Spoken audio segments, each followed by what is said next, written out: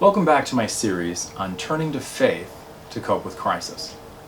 These are uniquely difficult times, and it's unique to each individual.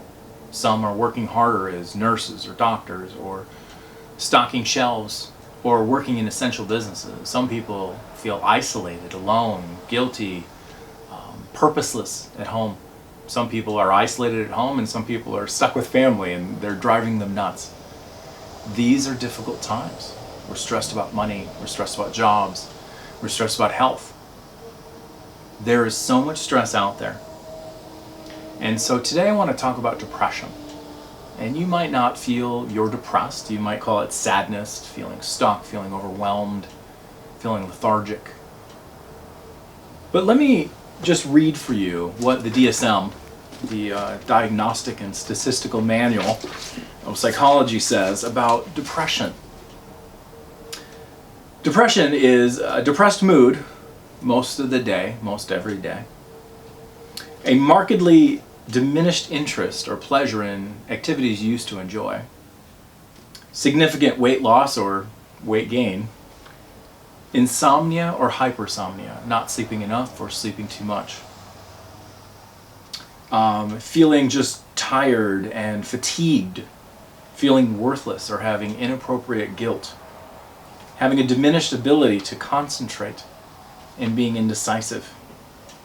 Having recurrent thoughts of death. And only having 5 of those would be a criteria for depression.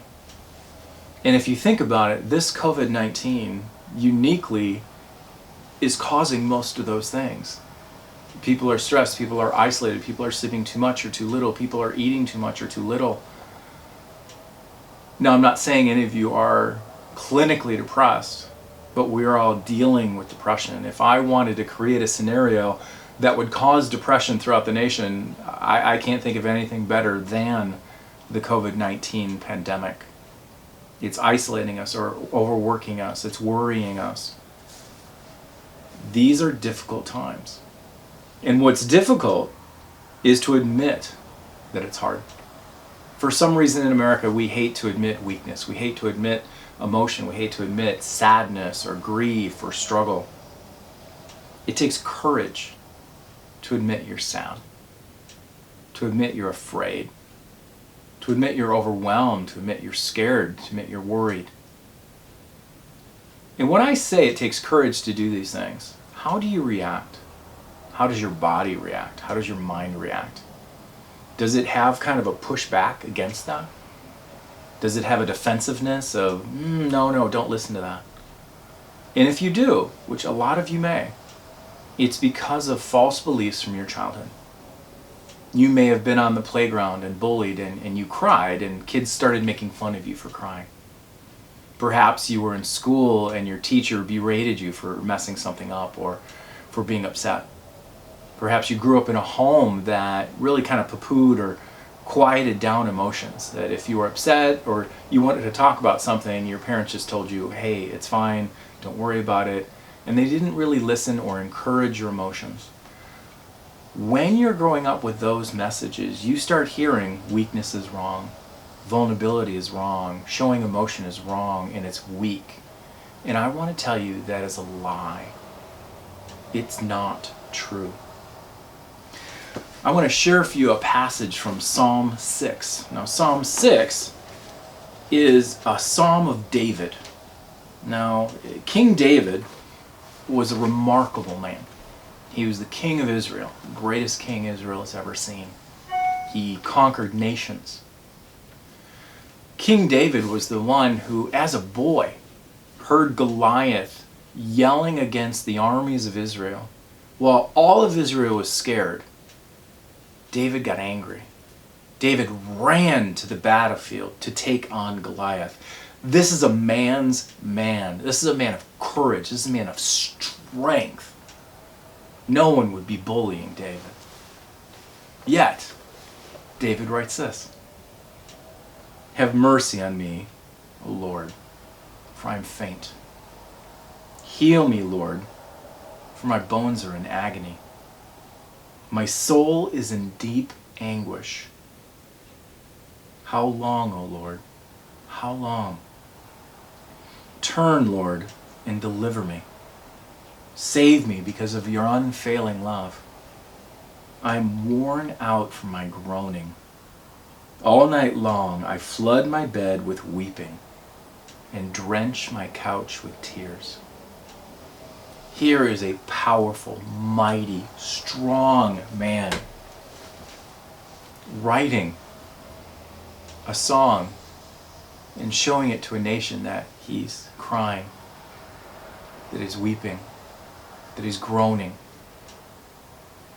It's not the weak who face their emotion. It's the strong. It's the courageous thing. To face what's going on and to admit that this is difficult.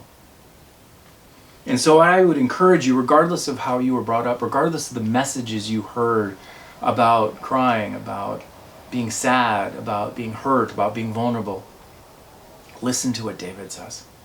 He goes to the Lord and admits that he's struggling, and that is how he finds healing. It's not just okay to be sad. Sometimes it's the most appropriate emotion. And not only is it the most appropriate emotion, sometimes it's what helps us heal. We can't heal from things if we just continue to ignore them, continue to put them in a box or repress them. I love in Ecclesiastes 7:3, sorrow is better than laughter because a sad face is good for the heart. When we're sad, when we experience uncomfortable emotions, that's how we heal. That's how we move through them.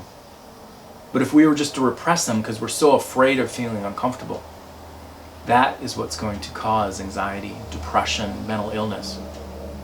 It is not actually dealing with our emotions. Feeling your feelings is healthy. Processing them, coping with them, dealing with them, talking about them is how we heal. And it's the courageous, strong thing to do. We often avoid them because it feels uncomfortable, or we're scared, or we've had this message that don't do that, that's weak.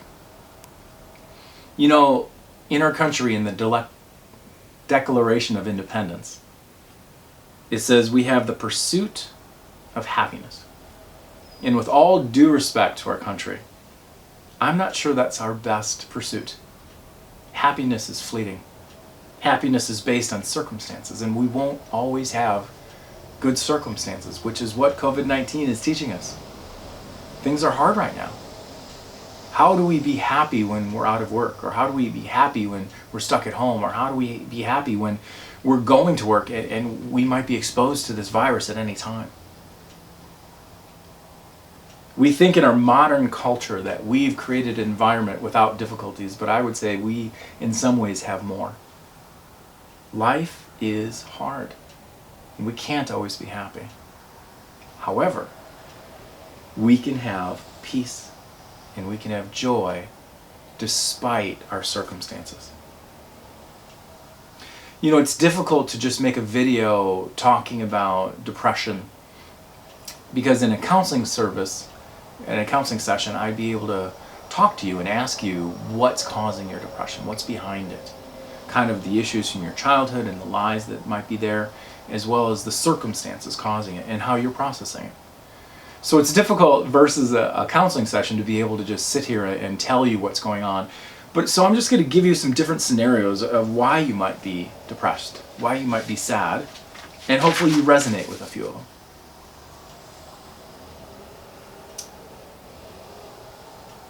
You know, as I think about being depressed because things are difficult, I think of the shortest verse in the Bible, Jesus wept. There Jesus was on the scene, and Lazarus was dead, and his friend Mary and Martha were mourning, and he wept and he wailed and he cried like a strong man should. And in a future video I'm going to be talking about grief, and we'll talk more about grief at that time. And though crying and mourning and sadness is not comfortable, we can't avoid these. We have to experience them and move through them. God created us in His image, not in the images that we look like Him, but that we have emotions, that we rule over the earth and some other things, but that we have emotions like God has emotions. God is sad. God is angry. God is hurt. God is elated. God has emotions, and we are most like him when we do too. It is healthy to be bold and to face our emotions head on. We don't want to medicate with substances. We don't want to distract with entertainment. We want to trust in something greater than us when we're uncomfortable. For example, an athlete, or practicing an instrument, or even just going to school. You go through uncomfortable things of working out or practicing for hours or doing homework to achieve a greater accomplishment, to win a prize, to do a concert, to graduate. So we can endure things that are uncomfortable to achieve greater things. In Hebrews, I love the quote. It says, Jesus, for the joy set before him, endured the cross, scorning its shame. That's an uncanny verse. Jesus, for the joy set before him, endured the cross. How can you have joy when you're enduring one of the worst things that has ever happened and one of the most unjust things that has ever happened? He had joy because he knew what it would accomplish. Jesus went to the cross stressed, nervous about what was going to happen. He knew what was coming.